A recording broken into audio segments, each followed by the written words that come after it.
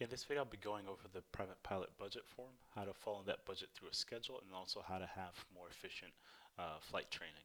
This is one of three videos. The other one was the best way to become a private pilot, and the second was the cheapest way to earn a private pilot's license. And this is just the budget form that I had talked about in both of those videos.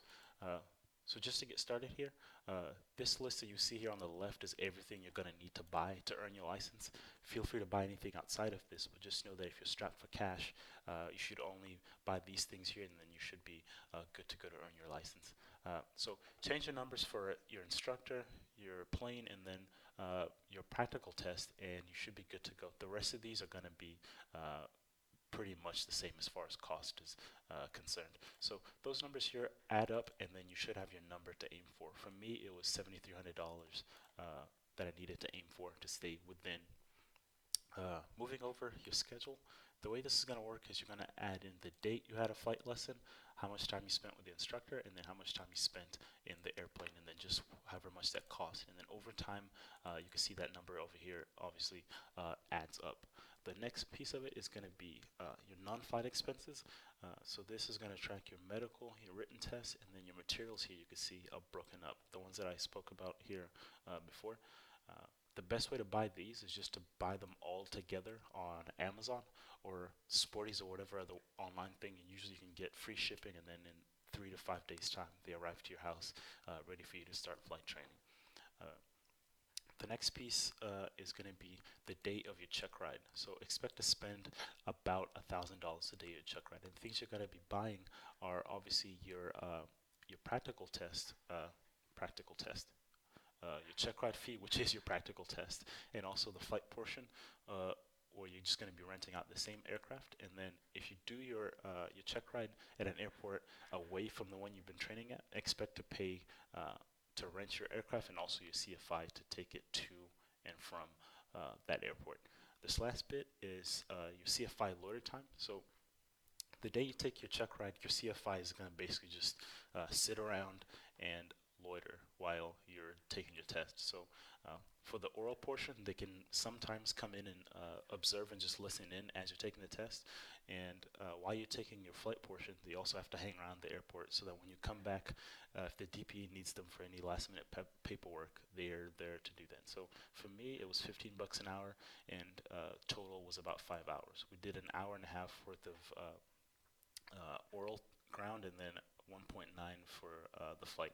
And there was some time in between where we were just waiting for the weather to get better. So overall, that came out to about 5 hours that I was at that airport. So this is what you should expect to spend come check ride date.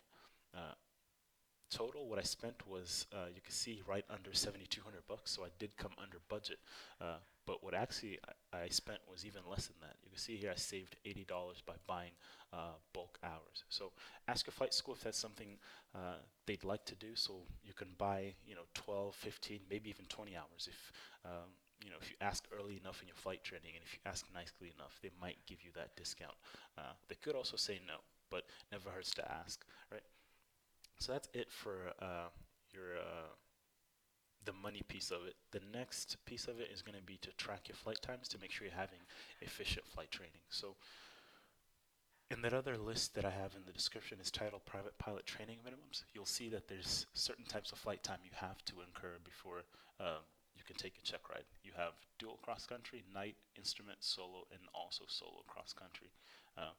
So with each flight lesson you take, you want to track how much time you spent with each type of these, right? So my second lesson, I had 1.4 hours of dual, but then about a half hour that was instrument. So flying just using the six pack and the other instruments in the airplane. But my most efficient flight and the funnest flight I had was here on April 10th. You can see I had a total of 3 hours flight time, and I had 2.3 of that was dual cross country. It was a night cross country. I had zero point 0.7 hours of instrument time, and then I had 0.7 hours of solo time. With this specific flight, we flew into a Class C airport at night, which was the coolest flight I've ever done so far. And this is where I also finished my towered solo. So this is where you do your 3 takeoffs and 3 landings to a full stop. So if you just do something like this, you should be able to stay on top of these numbers, making sure that each flight you have carries more than just one type of flying, right? You don't want to just do night flying, right? Do night flying and also add in instrument. And you don't want to just do dual cross country. Add in lots of instrument time if you can. Learn how to use those instruments efficiently. Don't have just one whole lesson dedicated to instruments when you had a dual cross country where all you did was just look out the window, right? Uh, Overall, this is all you need. Like I said, over here you're tracking your budget, over here you're tracking your flight times, and then over here, once you add your own numbers, you have the budget. If you have any questions for me, message me here on YouTube via comment, or message me on LinkedIn, or DM me on Instagram. I'll add all those in the description. And thank you for watching. Have a good rest of your day.